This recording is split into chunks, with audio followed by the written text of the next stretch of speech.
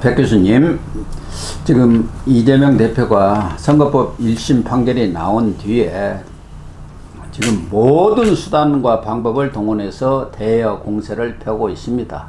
어떻게 보면은 공세의 최절정에 이른 것 아닌가 이런 생각이 듭니다만은, 그럼에도 불구하고 민주당에서 아무도 말을 이렇게 공개적으로 꺼내기는 어려운 문제지만 내부적으로는 이재명 끝난 것 아니야? 더군다나 25일 이정교사에서 또 중형을 선고받으면은 대안을 마련해야 할 것 아니냐, 이런 소리가 나올 수밖에 없는 그런 상황 아니겠습니까? 그런데 배가 난파할 경우 먼저 뛰어내리는 사람들이 많이 있고 그 조짐들이 보이지 않습니까? 그죠. 난파의 조짐들. 뭐 쥐새끼가 먼저 뛰어내린다든가. 그런데 그런 조짐들이 벌써 나타나고 있습니다. 물론 공식적으로 뭐 삼김 삼청이라고 해서 세 명의 김씨, 그죠. 김두관, 김경수, 김동연, 그리고 삼총, 총리진의 세 분, 이낙연, 정세균, 그다음에 김부겸. 이런 사람들이 결국은 대안이 되지 않겠나 이런 얘기가 나오고 그분들도 정중동의 움직임을 보이고 있습니다만은, 그러나 과연 그 사람들을 이재명이가 만약에 낙마를 하면 선택할 것이냐, 이런 의견들도 내부에서 나오고 있는데, 난파의 조짐으로 보일 수 있는 게 대표적인 게 우선 야권의 빅마우스가 두 사람 있습니다. 원내에는 박지원입니다. 원내에는 김어준이에요. 그렇죠. 예, 빅마우스. 아주 스피커죠. 빅 스피커. 그리고 김어준. 영향력도 엄청납니다. 그리고 이 애청력도 꽤 높단 말이에요. 그런데 그 털보라고 하는 김어준이가 지난 18일 방송에서 앞으로 이재명이 손들어주는 사람이 대통령이 될 것이다. 이재명은 개인 이재명이 아니라 역사의 도구가 되었다. 개인적으로 힘들 것이지만 할 수 없다. 일이 그렇게 되었다. 결국은 김어준이가 손절을 하겠다, 그 얘기 아닙니까? 대안을 모색해야 한다. 이제 김어준의 입장에서는 이제 뉴스공장에서 그 얘기를 했지 않습니까? 김어준의 입장에서는 그동안 뭐 그 팟캐스트서부터 시작해서 이제 굉장히 오랫동안 상당히 지지층 형성을 하고 있거든요. 그런 측면에서 또 정치 감각이 어느 정도는 있는 사람입니다. 사실 그런 측면에서 보면 이재명 대표의 이런 사법 리스크가 이제 현실로 다가왔고, 특히 지난 15일 사실은 공직선거법의 1년의 징역형의 1년의 집행유예 2년이 정말 그 예상외의 판결이다, 이렇게 보는 분석이 많거든요. 그런데 앞으로 25일 날은 사실 이준교사는 이것보다 훨씬 더한 중형이 예상된다, 이런 측면이고, 또 앞으로 계속해서 이 사법 리스크를 감당해야 하는 재판들이 줄줄이 있거든요. 그렇다고 하면 저희들이 앞에 말씀드린 것처럼 국민들의 피로감이 높아진다고 하면 이거는 결국 이 정치에서 염증을 일으키는 부분인데, 진영에서도 이 부분은 이제 인정을 하는 부분이 되거든요, 결과론적으로. 그래서 지금 발빠르게 다른 대안을 이제 내세워야 되지 않느냐 하는 이런 지금 얘기를 김어준 씨가 하고 있는 걸로 그렇게 보입니다. 사실 김어준은 야당의 뭐 장자박 아니었습니까? 그렇죠. 현실적으로 노무현 시절, 문재인 시대를 거치면서 야당이 김어준은 선악에 있다 할 정도로, 김어준이가 유튜브에서 또 방송에서 부르면 장관이고 국회의원이고 다 달려가서 그 앞에 쪼그리 엎드렸지 않습니까? 그럴 정도 막강한 영향력을 행사하는 사람이 딱 이재명에 대해서 역사의 도구로 너는 물러나라, 이 얘기 아닙니까? 그리고 이재명이 손들어준 사람, 그러면 이재명이 물러나는 것을 전제로 벌써 이 얘기하고 있는 것 아닙니까? 또 박지원, 또 이분도 또 본인 스스로 정치 구단을 자처하는 분 아닙니까? 그런데 이 플랜 B와 관련해서 아직 그런 얘기를 하기는 시기가 빠르다. 그 얘기는 언젠가는 하겠다는 얘기고, 또 하나는 그분들, 그러니까 김동연, 김병수를 얘기하는 것 같은데, 방송에 나와서 그분들도 우리 자산이다. 김경수 전 지사도 빨리 독일에서 돌아와야 된다. 이런 유기에 독일에서 먼 산 보면 안 된다. 이런 얘기는 벌써 대안을 두고 있는 거죠. 염두에. 대안을 생각할 수밖에 없다는 얘기 아니겠습니까? 사실 이제 박지원 의원 같은 경우는 정치 구단이라고 하고 참 DJ 그 김대중 대통령 때부터 정말 핵심 중에 핵심 아니겠습니까? 네. 북한도 다녀오고 모든 험난한 일을 했고 또 대북 송금 문제 때문에 교도소도 다녀오고 정말 그런 사람이고 또 일절 보면 그 정치적으로도 보면 동교동계 자장들하고도 상당히 또 친화적인 면도 있었지만 또 불편한 관계를 또 지속하기도 했고 이런 사람인데 어쨌든 이런 분이 지금 대안을 염두에 뒀다고 하는 발언은 이재명 대표에 대한 이제 소위 말하면 그 신뢰도라고 하는 부분이 결국 사법 리스크에 플러스 되면서 이제 점점 허물어져가는 느낌을 받는 걸 겁니다. 정치 구단 입장에서. 그래서 정말 그 지금까지 이어져 오는 연연한 오랜 전통과 역사를 자랑한다고 느끼는 이런 정당이 이재명 대표로 인해서 무너져 내린다고 하고 대안이 없다고 하면 아마 상당한 그런 어떤 허무감이나 공허함을 느낄 가능성이 있거든요. 그리고 이제 민주당을 지금 정말 사랑하는 그 정치인들 입장에서는 정말 허물어지지 않겠습니까? 그렇죠. 그러기 때문에 이 은근히 대안을 제시하는 그런 어떤 논평을 내지 않았나 싶기도 합니다. 최민희 지금 과방위원장입니다만은 얼마 전에 비명계 움직이면 죽인다 이런 말을 해가지고 큰 파문을 일으켰는데 본인이 SNS에 또 너무 강하게 세게 얘기를 한 것 같다고 뭐 유감 표명 네, 비슷한 사과. 것을 했던데 네, 사과도 아니에요. 그런데 최민희 같은 사람은 그런 얘기 할 수 있을 겁니다. 지금 재선뿐이 안 되는데 아주 중요한 핵심 상임위원장을 주었지 그렇죠. 않습니까? 삼선을 하는 사람도 못 오는데 그러니까 이재명한테 충성할 수밖에 없는 그렇죠. 사람이고 네. 그런데 문제는 문재인 전 대통령 뭐 본인 코도 석자입니다만은 그래도 중요한 정치적 사안이 있을 때는 늘 뭐 그렇죠. 양산에 SNS 에 활동을 했죠. 앉아가지고 SNS다 뭐 글을 올리고 지금 아무 얘기를 안 하고 있단 말이에요. 그렇기 때문에 결국은 비명 친문들이 움직일 수밖에 없는 거 아니냐. 그게 시그널이 문재인이가 주고 있는 거 아닌가. 사실 이제 문재인 전 대통령 입장에서는 지금 코가 석자라는 얘기가 지금 나오는 이유가 문다혜 씨가 음주운전이라든가 그다음에 불법 숙박업이라든가 또 그 사이하고 이제 이혼한 그런 어떤 이력이라든가 여러 가지가 있는데 최근에 지금 검찰이 기소를 했거든요. 문다혜 씨를. 예. 그런 측면에서 아마 그 문재인 전 대통령 입장에서 현재 정치적인 현안이 큰 거거든요. 이재명 대표의 어떤 유죄의 그 1심 판결이. 그렇다고 하면 일이죠. 사법부에 대한 어떤 비판을 하거나 내지는 어떤 논평을 내야 되는데 SNS가 지금 잠잠합니다.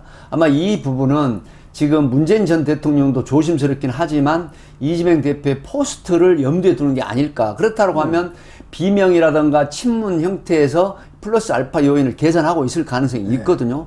그래서 지금 나오는 얘기가 지금 김동연 전 지사가 상당히 정중동 같으면서도 왕성한 활동을 하고 있어요. 엄청나게 독일에 가서 움직여요. 김경수 지사를 만난다거나 그 다음에 지금 경기도 상당히 주요한 직책에 이 비무이나 친문계 인사들을 상당히 중용을 하고 있거든요.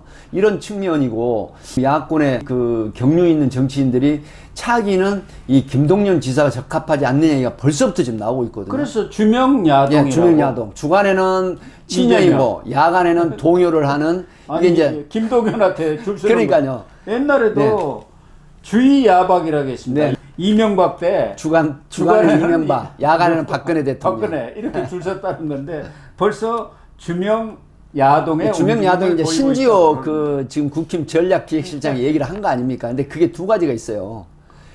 그러니까 주간에는 친명이고 야간에는 동요를 하면서 김동연이한테 줄 선다는 의미거든요. 그래서 동요라는 의미는 꼭 김동연이만 딱 찢는 건 아니에요.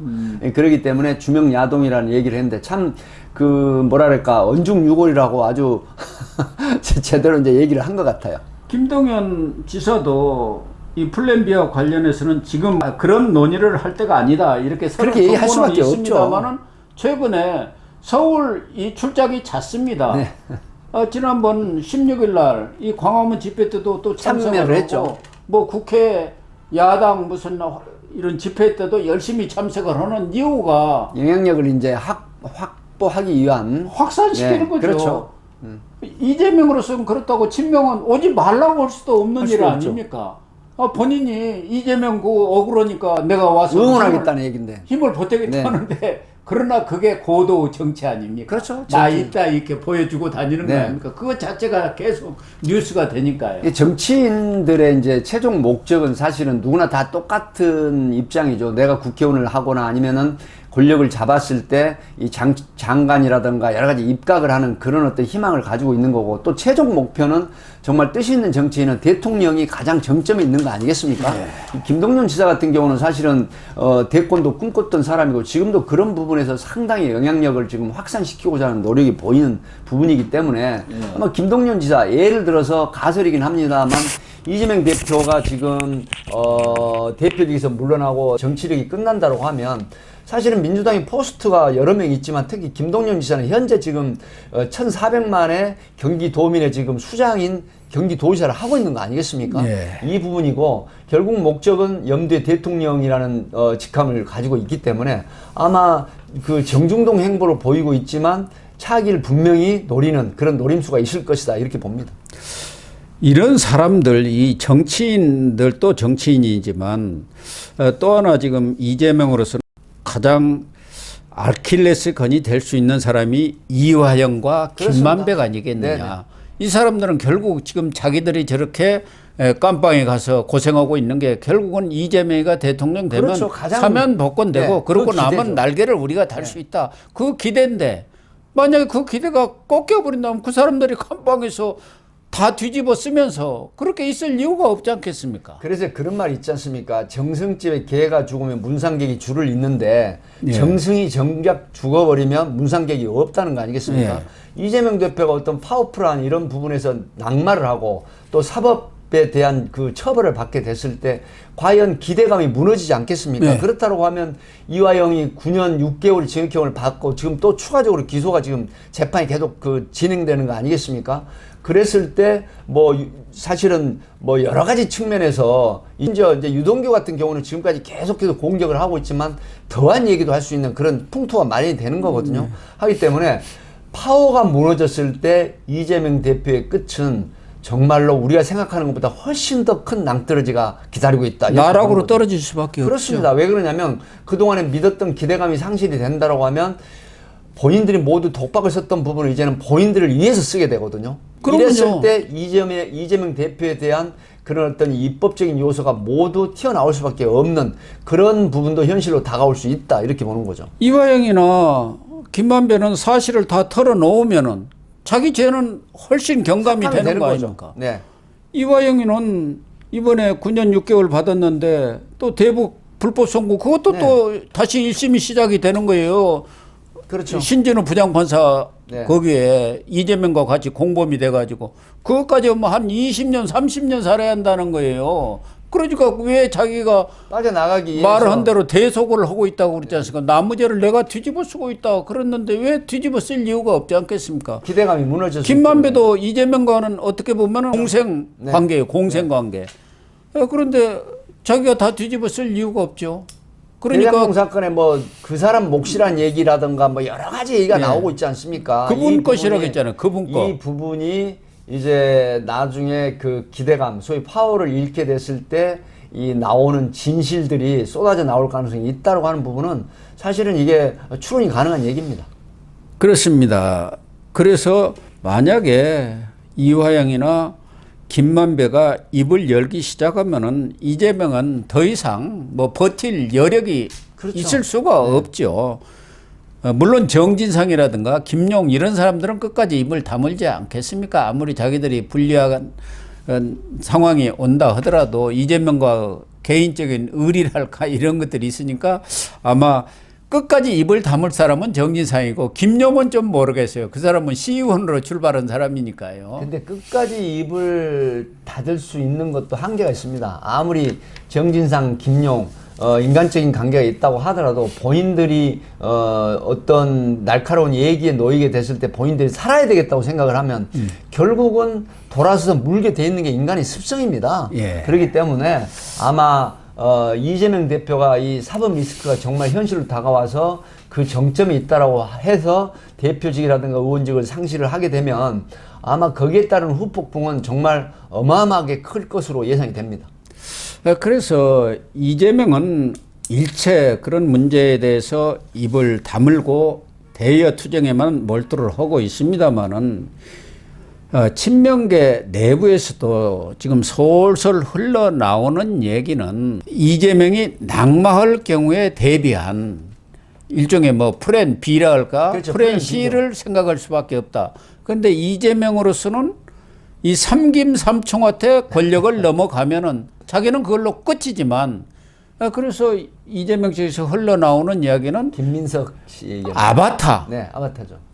그러니까 국민들한테 좀 먹히면서 자신이 적극적으로 아까 이 김어준이가 이야기했지 않습니까?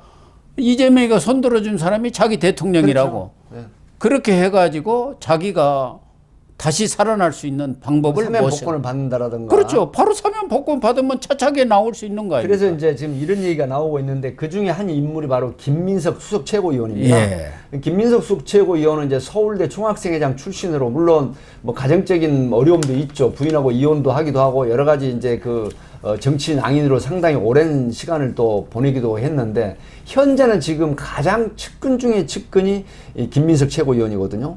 이런 측면이기 때문에 김민석 수석 최고위원을 아바타로 내세워서 만약에 대권에서 이제 승리를 하게 되면 이재명 대표가 사면 복권을 받을 수 있다고 하는 이런 계산.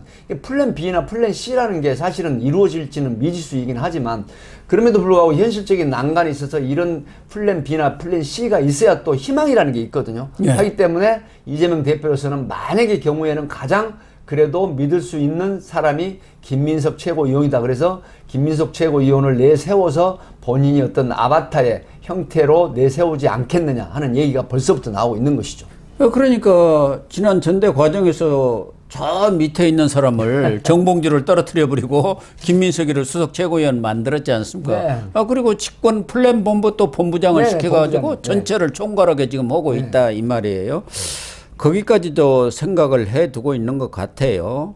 일각에서는 뭐 추미애라든가 정청래라든가 이런 사람들이 거론됩니다만은 아마 이재명의 마음속에는 그런 사람들은 없을 것이다. 뭐 추미애 의원이나 정청래 의원은 그렇게 100% 신임하는 관계는 아닐 걸로 그렇게 보입니다. 또 하나는 이재명으로서는 어떻게든 재판을 끌 수만 있으면 끌어가지고 대선 경선을 최대한 앞당긴다. 그렇죠. 조기 경선을 이뤄가지고 자기가 대선 후보가 돼버리면은 사법부에서는 더 이상 손을 쓸 수 못할 것이다. 과거에도 그랬지 않습니까? 김대중 전 대통령도 그 당시 대선 과정에서 김영삼 당시 대통령이 김대중 전 대통령에 대한 정치자금 수사를 중단을 했지 않습니까? 그래서 뭐 내년은 아니지만 2027년 뭐 8월에 있을 그런 경선을 봄으로 당겨버린다든가 해가지고 최대한 끌어당기는 방안도 강구를 하는 것 같아요. 아니, 물론 그 이전에 네. 윤석열 대통령을 탄핵하고 무슨 조기 개헌해가지고 끌어내리는 것이 1차적 과제지만 그게 쉽지 않다고 그렇죠. 본다면은 플랜 B, 플랜 C를 생각하지 않을 수 없는 거 아닙니까? 현실적으로 이제 그 탄핵은 여러 가지 상황으로 봐서 이루어지기가 쉽지 않고 또 지금 28일 날 그 김건희 특검법도 지난번에는 그 4표 이탈표가 있었지만 이번에는 그보다 더 적은 숫자 내지는 아마 거의 나오지 않을 걸로 지금 예측이 되거든요. 집단 네네. 퇴장을 해버리면은 네, 그리고- 그거 남아있을 사람이 네. 누가 있겠습니까? 아니 그리고 특히 이재명 대표의 그 이 공직선거법의 징역형이 지금 떨어졌지 않습니까? 예. 이 부분 때문에도 아마 이제 국힘이 똘똘 뭉칠 가능성이 있다라고 하는 측면이고 그래서 나오는 얘기가 야권에서는 이제 4년 중임제 개헌 예. 이 얘기가 지금 소설 나오고 있지 않습니까? 그러므로 해서 1년을 임기 앞당겨 가지고 이재명 대표의 사법 리스크를 축소시키면서 연장을 해가지고 대선에 나갈 가능성을 지금 이렇게 계산을 하는 건데 어쨌든 이런 부분들이 지금 쉽지는 않다라고 하는 측면이고 지금 관건이 또 뭐냐면 25일 날 얼마 남지는 않았습니다만 이 부분에서 또 징역형이 선고가 됐을 때는 아마 이재명 대표로서는 최악의 상황입니다. 예. 그렇기 때문에 어떠한 플랜 B, 어떠한 플랜 C도 이제는 동요가 점점 커질 가능성이 있고 또 국힘 쪽에서는 이제 이 부분이 지금 그동안의 특검이라든가 여러 가지가 지금 덮일 가능성이 있거든요. 이런 상황에서 전화위복의 계기가 국힘 쪽에서는 될 가능성이 있고 윤석열 대통령 입장에서도 지금 몇 프로가 지금 반등하고 있거든요. 예, 그렇습니다. 이런 부분이 지지율도 결국은 반등하죠. 네, 이재명 대표의 있던 사법 리스크가 크게 작동하는 걸로 보인다 이렇게 봅니다. 결국 전체적인 상황을 보면은 이재명 대표로서는 빠져나갈 구멍이 없고 이재명 호는 좌초된 난파선이다. 이제 난파선이 되면은 거기를 탈출하는 러쉬가 이루어질 날이 그렇게 멀지는 않다. 네. 빠르면은 25일 그렇죠. 유증교사 때부터 드러나기 시작해가지고 내년 항소심 이게 딱 떨어지면은 거기서 중형이 확정이 되면 그때부터는 와르르 이렇게 그렇습니다. 탈출 러시가 이루어지지 않겠나 이런 조희대 생각이 듭니다. 대법원장이 633 특히 이제 공직선거법 같은 경우에는 633을 얘기를 했거든요. 예. 6개월 그 다음에 항소심 3개월 대법원 3개월 이렇게 됐고 현재 지금 진행되는 상황으로 봐서는 여러 측면에서 전망되는 부분은 결코 이재명 대표의 이 재판이 지연 전략이 더 이상 통하지 않을 것이다라고 하는 부분이 지금 내부적으로 법조계에 지금 확립된 일치된 의견이기 때문에 예, 그렇습니다. 이 부분에서 이제 정점이 다다르게 되면은 결국 이재명 대표의 정치적인 생명력은 어디까지일 것인가 여기에 대한 관심이 지금 또 크게 집중될 걸로 보입니다. 그렇습니다. 네, 시청자 여러분 오늘 방송은 여기서 마치도록 하겠습니다. 시청해 주셔서 감사합니다.